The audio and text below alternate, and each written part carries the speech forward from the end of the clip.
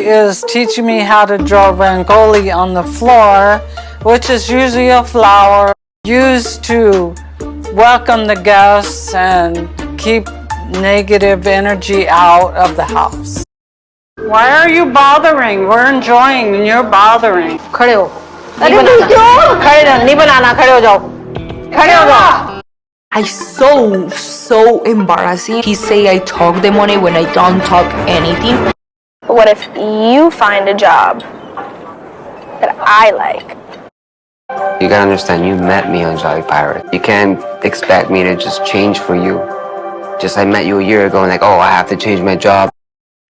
I can tell it was a long journey for you because you stink. Yeah. Y'all, the other way was so interesting this episode because for years we heard about how the society would shun Sumit and his family for dating Jenny.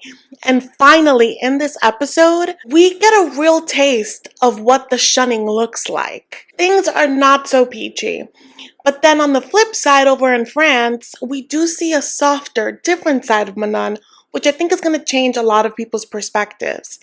Then there is Chloe, who I cannot take seriously. She's terrorizing Johny and Aruba, and honestly, I need him to blink twice if he needs help because there's just too much going on. We have a lot to talk about. Let's get into it.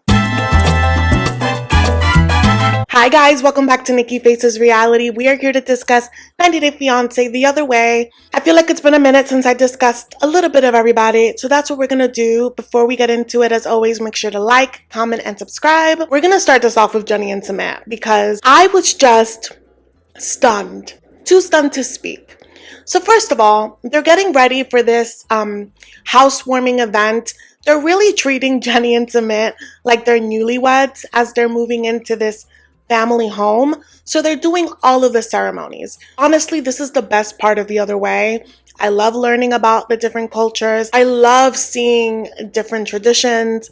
And the Indian ones are always just so beautiful. There was a point where like Sumit was like knocking down some coconuts on the floor. And it's like the more coconuts you slam, like the more good energy and blessings come your way, which I think was cute. Then there's like a moment where like Jenny has to balance some fruit. They have to like take the steps like together. And I don't know. I was watching them and I'm like, y'all are struggling through this. Is it because Sumit cannot give out instructions?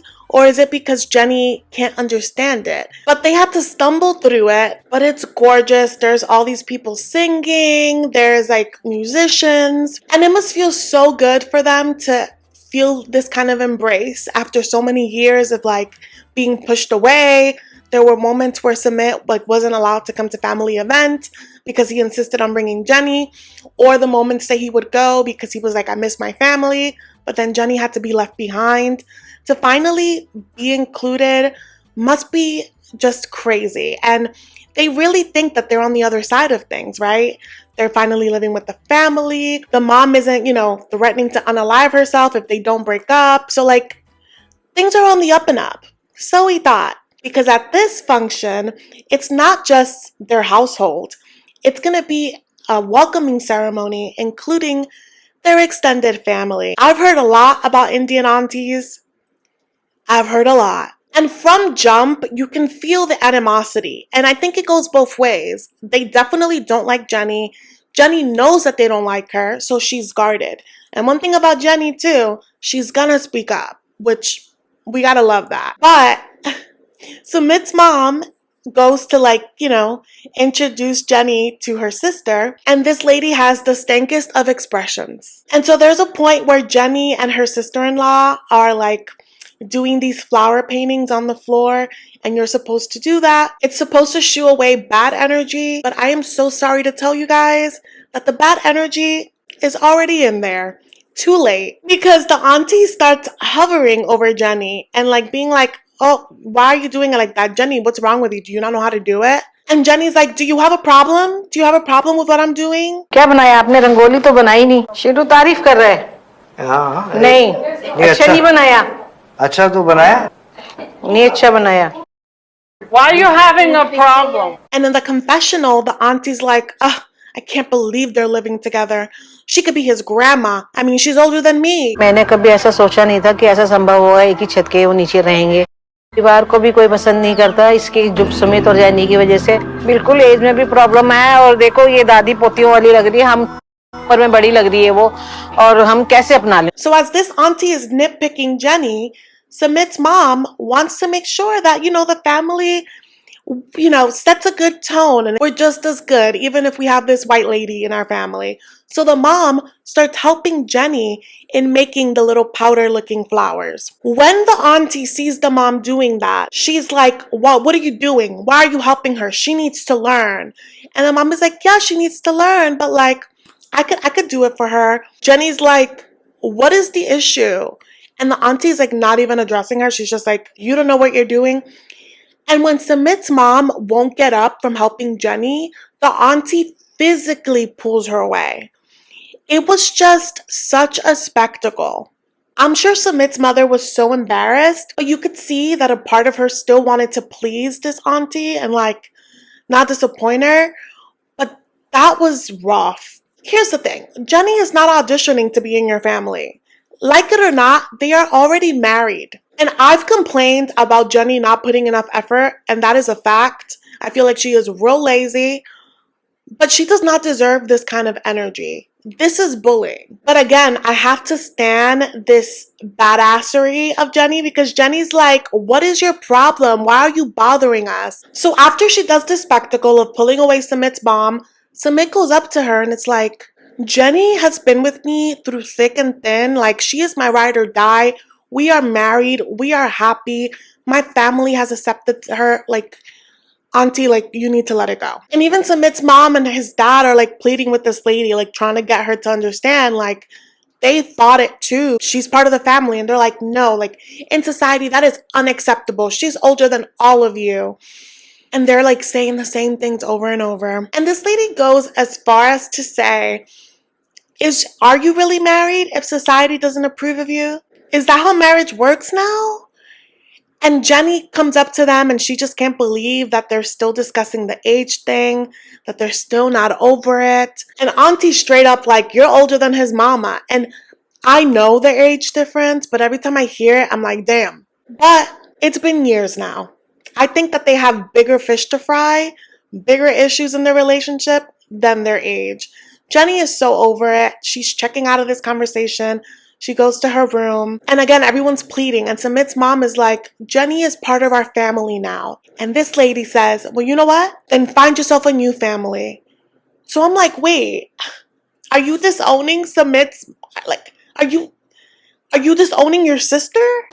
कुछ भी कर ले, ये आपने ही बिगाड़ा है। जैन तो बहुत अच्छी लड़ी है, अब तो हमारे परिवार का हिस्सा है वो।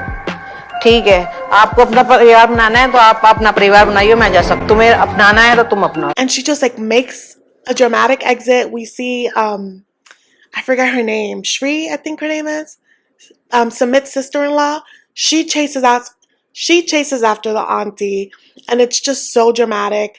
And Sumit is worried that all of these advancements that they've made, is this gonna set them back? Is this gonna make his parents reconsider accepting Jenny and welcoming them in their home? But let's see, going down the list, Greta, I don't really have much to say about Greta. I'm not really covering them, and I watched a little bit more of their segment this week, and I was like, this is the ghetto. Because I told you guys how pissed I was that Greta left. She left her home after going through law school, passing the bar, which both are really hard to do, to be with this guy who lives with his parents, who has not prepared for her, okay? She gets to England after a long travel day. This man is telling her that she smells. Everybody smells after a long travel day. The least you can do is have some decorum and not tell her that, damn, you're BO, I just can't. Take her to the house and she'll shower. But what happens? They get to the house. This man has treated her like an afterthought. None of the drawers are empty for her. He gives her like 3 and she's like, this is not gonna be enough. Can I get a 4th? And still, like, that's like bare minimum. Their initial plan was for him to find them an apartment, and he looks like he lacks all of the urgency in the world. He does not want to leave his parents' home. So she's there crying after just arriving, and I'm like, girl, It's not too late to go back home. It's not too late to get your cat. This is not it. So that's as much as I have to say about her. Manon and Anthony, they are in France. They are with her parents.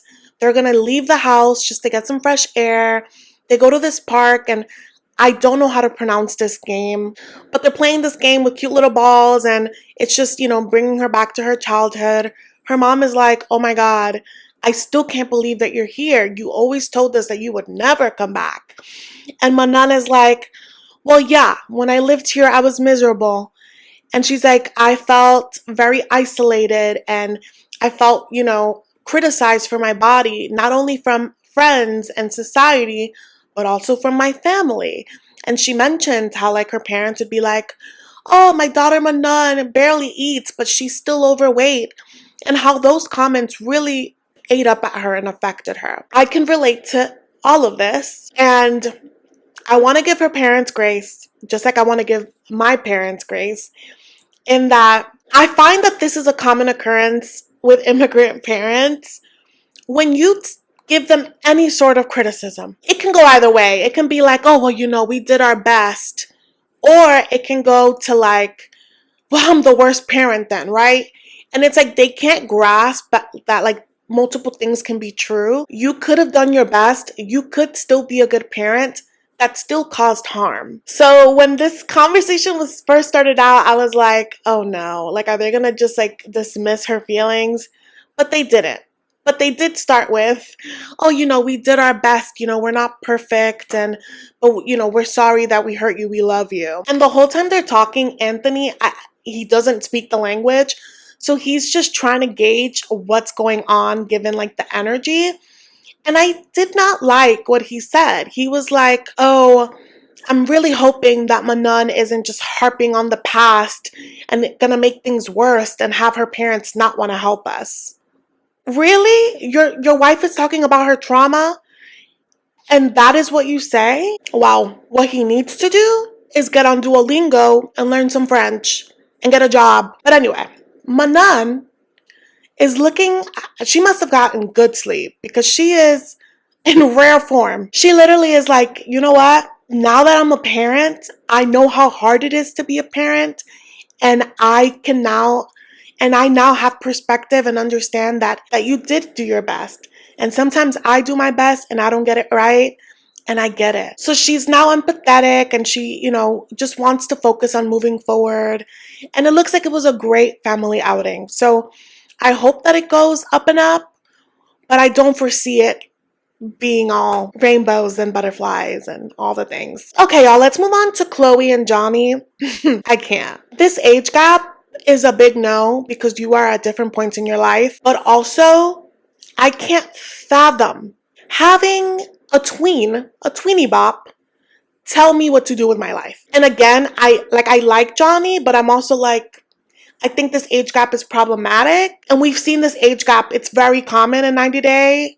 We saw it with Rob and Sophie. We've seen it with a few others. And on top of the age gap, they just come from like completely different worlds. So they're at this dinner, right? And she starts up this conversation with Johny with ulterior motives, but basically talking about the business that he said he wanted to do. He wants to have a business. He wants to go in it with her. The only reason I could think of him wanting to get in business with her is because she has money, so she could be like an investor. But he definitely wants to have a business in the water because that is his forte. That is what he's been doing for the longest. So that's what he wants to do. She's, intrigued by the idea, but she's really asking questions because she wants him to stop working at the pirate ship. She is super jealous, and this conversation is convenient for him because he doesn't want to work for someone else. He wants to be his own boss. But this chick is like, well, why don't you find another job? Potentially a job that I like. But what if you find a job that I like sooner than 2 years? He's like, well, I work at the pirate ship. It's a good gig, and I make tons of tips. I've tried working in other places, and I didn't make enough, and I also wasn't happy. She's like, oh, well, we can't all be happy going to work.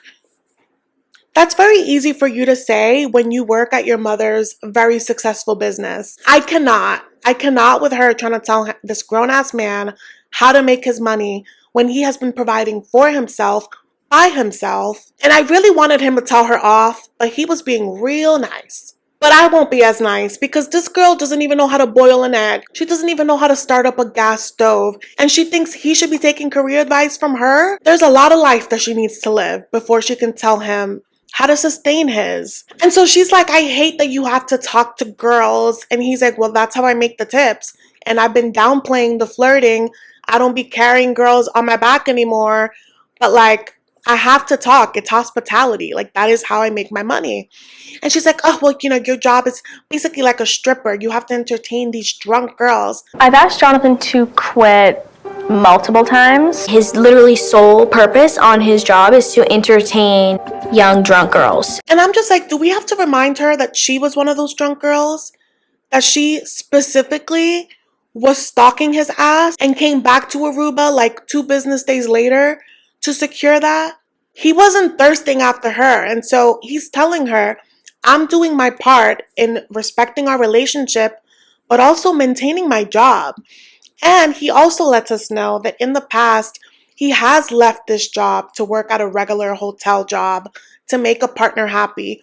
But it didn't end up making the partner happy, and he was also miserable. Why would he affect his pockets like that? And so she just keeps whining, and it's really hard not to hear like a high schooler whining. And I'm like, this conversation, he needs to dead it. Like, it's done. But another big issue here, though, is the need for control. And I feel like he has been enabling her crazy by allowing her to have full camera access and tracking his location. But I understand, like, every couple is different. You got to do what you need to do to provide security within your relationship. But there's a line between creating trust and being a prisoner. And this little girl is terrorizing him in Aruba. And if he doesn't put a stop to it, she's going to keep pushing the limits. So my thing is, unless you're going to cover his bills, you don't get to tell him how to make that money. And I don't even think that he would be down to be like a sugar baby. He seems like a really hard worker. Unless you're going to be offering up allowances,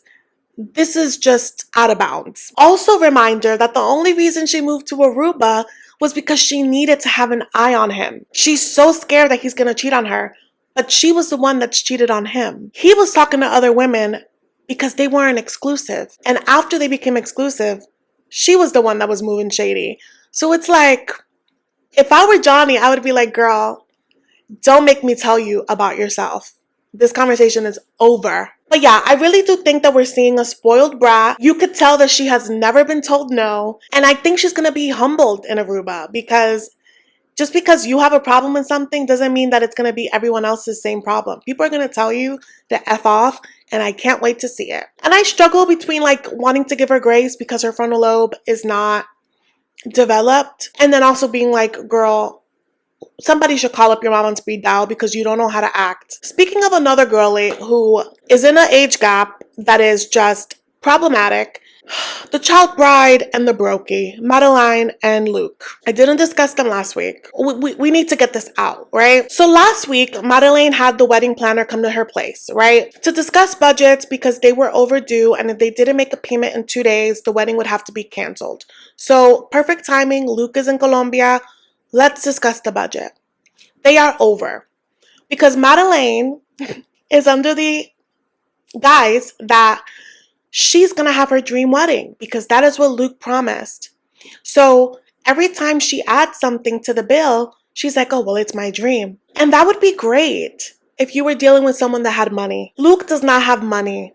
He is a brokey who is living above his means because he's paying for your entire lifestyle. When meanwhile, in America, he was couch surfing. He doesn't know how to tell her no. But now they're in a pickle where they did agree on a specific budget, a budget that he could commit to. And she said, ah. And what's interesting to me about that is that his only investment that has worked out is her beauty parlor. It's the only one making money. So you would think that she would apply some of that money to her dream wedding. She is not. She is expecting him to throw everything in. And I don't even blame her, right? Because he can say no. He could put his foot down. She wants to have a tantrum. She wants to flash her long ass nails in his face. She wants to, put him in the doghouse. Whatever. We don't have the money. Deal. But instead, he always takes the long way to the answer, and it is just frustrating for everyone. So the lady's like, oh, you owe X amount of money. Luke is like, how can that be? Because I sent Madeleine money and they should have gone for that. And he was almost alluding to the fact that like she stole the money for something else. And she was pissed because she was like, you're calling me a thief now? That money was for rent. And he was like, wait, no. And he kept talking about how Madeleine just like mismanages money. And I don't see how he has the balls to say that when she's the one running his only successful business. He doesn't have any of his 401k money because he made bad investments.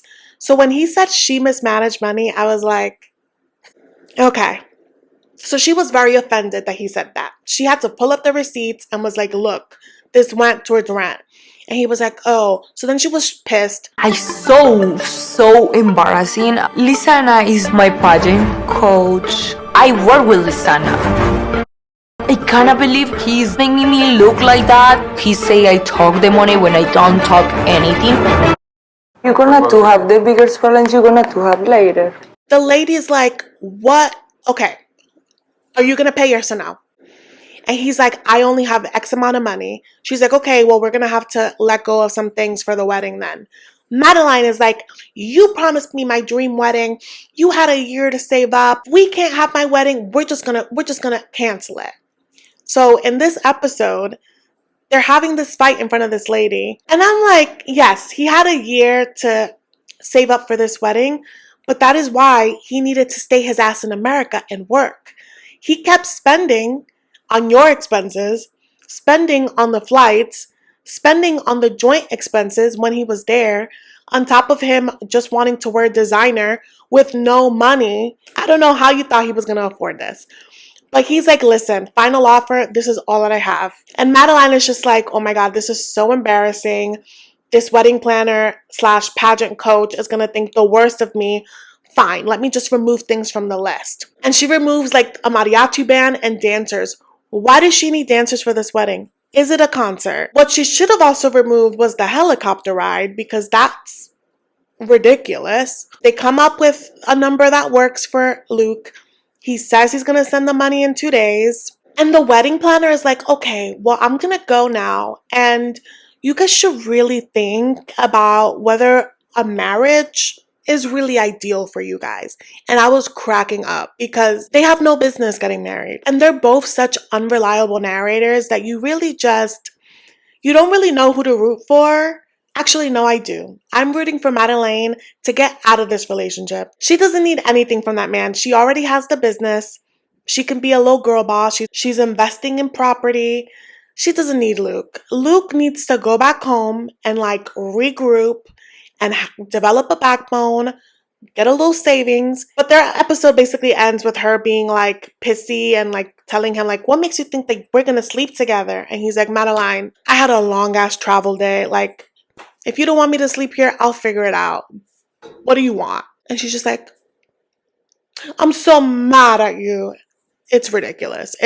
She's literally a child playing dress up with this doofus's pretend money. And now that I think of it, remember when his dad gave him a $3,000 check on his way to the airport? Did he just blow this on this dumbass wedding? Worms for brains. Worms for brains. But anyway, you guys, that was the recap. Thank you guys so much for watching. Please let me know your thoughts in the comments, and I will see you in the next one. Bye.